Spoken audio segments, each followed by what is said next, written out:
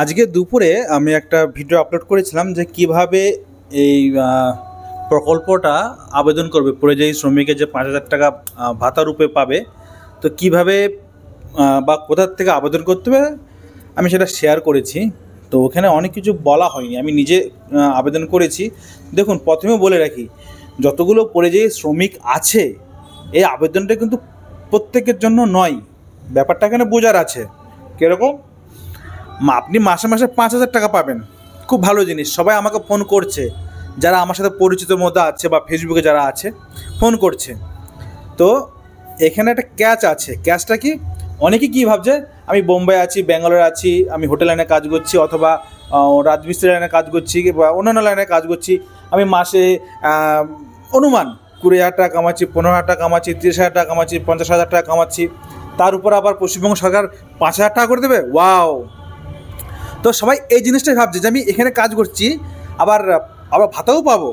তো বলে রাখি, আগে ব্যাপারটা বোঝার দরকার যে এই ভাতা যারা পাবে, এই ভাতার টাকাটা পেতে গেলে আপনাকে যে কর্মরত, আমি আমার উদাহরণ দিয়ে বলছি, আমি নিজে আবেদন করেছি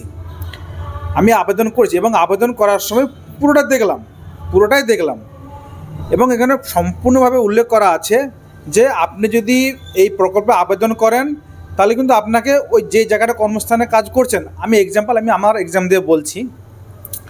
আমি এখন মহারাষ্ট্রে ঔরঙ্গাবাদে কাজ করছি এবং আমি এখানে জায়গাটা আমার একটা ন্যূনতম একটা মান্থলি একটা ইনকাম আছে।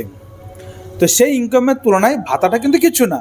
তো আমি যদি এই ভাতাটা নিতে চাই, এই ভাতার সুবিধা আমি পেতে চাই, তাহলে আমাকে যখন আমি আবেদন করছি তখন আমাকে ওখানে উল্লেখ করতে হবে যে এই যে আমি মহারাষ্ট্রে ঔরঙ্গাবাদে আছি কর্মরত, এই জায়গার থেকে আমি কবে পশ্চিমবাংলায় ফিরে যাব এবং কিসের মাধ্যমে ফিরে যাব, রেলওয়ে, ফ্লাইট, জলপথে, বাস রুট, কোন পথে আমি ফিরে যাব, পশ্চিমবঙ্গে ফিরে যাব এবং ফিরে যাওয়ার কারণ উল্লেখ করতে হবে।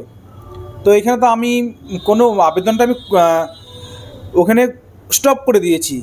এখানে বোঝার জিনিস আছে যে অনেকের ফ্যামিলি আছে। আমার বয়স যেমন এখন ৩০ বছর, তো অনেক ৩০ বছরের ছেলের বিবাহ হয়ে গেছে, অনেকের বাচ্চা কাচ্চা আছে। তো ৫,০০০ টাকায় ফ্যামিলি কিন্তু কারো কোনো কিছু হয় না, ৫,০০০ টাকায় সংসারে কোনো কিছু হয় না। আমি এখন বাইরে আছি, আমি যে উপার্জনটা করছি সেই তুলনায় ৫,০০০ টাকা কিছুই নয়। তো ওইখানে কিন্তু টার্মস অ্যান্ড কন্ডিশনে বলাই আছে এই সুবিধা পেতে গেলে তোমাকে পশ্চিমবঙ্গে ফিরে আসতে হবে। ফিরে এসে আমি কী করবো না করবো সেসব কিছু আমি দেখিনি আর আমি জানিও না। তো এই প্রকল্পটা আবেদন করার সময় যেটা আমি দেখলাম সেটা শেয়ার করছি, যে যারা ভাবছে আমি বোম্বে বেঙ্গলের কাজ করছি, এত টাকা কামাচ্ছি, প্লাস আমি ভাতাও নেবো, তো বলে রেখে ভাই, না, এই ভাতা ফ্রি ৫,০০০ টাকা পেতে গেলে তোমাকে পশ্চিমবঙ্গে ফিরে যেতে হবে এবং তুমি কোথায় আছো, কোন জায়গায় জব করছো তার প্রমাণ সহকারেও সব কিছু আপলোড করতে হবে এবং ওই জায়গার থেকে তুমি কবে পশ্চিমবঙ্গে যাবে রিটার্ন, আমি এখন মহারাষ্ট্রে আছি, আমি এখন কবে যাব রিটার্ন, সেটা আমাকে ডেট বাইস এখন উল্লেখ করতে হবে। সেই ডেটের মধ্যে আমাকে যেতে হবে। আর যারা এর মধ্যে ঘোটালা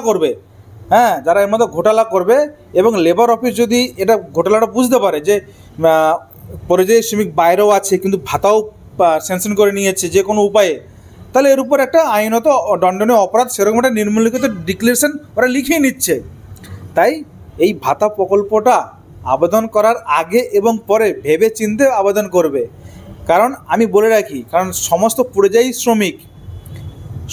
পরিযায়ী শ্রমিকদের কাছে একটাই বলার আছে, দেখুন, আপনি বিবাহিত, অবিবাহিত, আপনার বাচ্চা আছে না আছে, যে অবিবাহিত তার তো মা বাবা আছে, যে বিবাহিত তার সংসার আছে প্লাস মা বাবা আছে। তো আপনার ঘরে ইনকাম কম, তাই আপনি বাইরে এসছেন, আর ৫,০০০ টাকায় আজকাল সংসার চলে না, সরকার দিচ্ছে সেই জিনিসটা আলাদা, কিন্তু ৫,০০০ টাকা সংসারে কোনো কিছু হয় না। তো আমি যেটা বলতে চাই যে আপনি যদি মনে করেন যে আমি বোম্বাই ব্যাঙ্গালোরে থাকবো প্লাস ৫,০০০ টাকা ভাতা নেবো, তা সেটা না।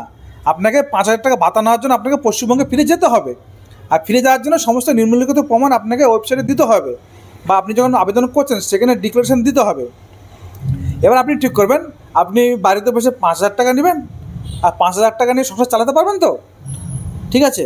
এরপর আবেদন করবেন না করবেন সেটা আপনার উপর, কিন্তু আমি আবেদন করার সময় যেটা দেখলাম সেটা আমি শেয়ার করলাম। হ্যাঁ, আমি আবেদন করেছি এবং আমি উল্লেখও করেছি যে আমি কত দিনের মধ্যে পশ্চিমবঙ্গে ফিরে যাব এবং কিসের মাধ্যমে ফিরে যাব। ৫,০০০ টাকা আমার কিচ্ছু হবে না, ঠিক আছে। সেরকম হলে যখন আমার সাথে এই অথরাইজ লোক কন্ট্যাক্ট করবে, তারা তো টাকাটা ফেরত দিয়ে দেবে না, কন্ট্যাক্ট করেই দেবে, প্রমাণকরণ করেই দেবে, সেরকম হলে আমি ক্যান্সেল করে দেবো। তবে আমি আবেদন করার পিছনে এটাই যে জানার জন্য, সবাই আমার মতন পরিযায়ী শ্রমিক অনেকে আছে জানে না, তাই ব্যাপারটা খুলে বলার জন্য বা নিজে অনুভূতি করলাম, শিখলাম, তাই আপনার সাথে শেয়ার করতে পারছি। 5,000 টাকা নেওয়ার আগে ভেবেচিন্তে আবেদন করবেন, কারণ 5,000 টাকা কিচ্ছু হয় না। আমার যে ইনকাম, সেই ইনকামের তুলনায় 5,000 টাকা কিচ্ছু না। আর 5,000 টাকা তো আমার মা বাবার ওষুধও আসবে না, আমার মায়েরই একবেলা ওষুধ আসবে না। দিচ্ছে ভালো কথা, কিন্তু 5,000 টাকা আমার সংসার চলবে না, আমার মা বাবারও ওষুধ আসবে না। তাই সেরকম প্রত্যেকটা পরিযায়ী শ্রমিক টাকার জন্য বাইরে এসেছি আমরা।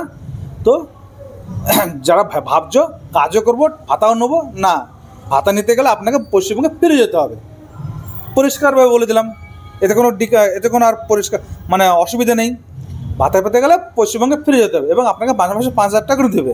এখন অবধি এটাই আপডেট আছে। কিন্তু আপনি যদি মনে করেন ব্যাঙ্গালোরে থাকবেন, বোম্বাই থাকবেন এবং ভাতাও নেবেন, তাহলে কিন্তু পাবেন না। পশ্চিমবঙ্গে এসে ভাতা পাবেন, যে কোম্পানি জব করছেন সেই কোম্পানির থেকে বেরিয়ে আসতে হবে। এবার ভাবুন, আপনি ফ্রিতে 5,000 টাকা নেবেন নাকি কাজ করে 50-30 যা কামাচ্ছেন তার মধ্যে খুশি থাকবেন।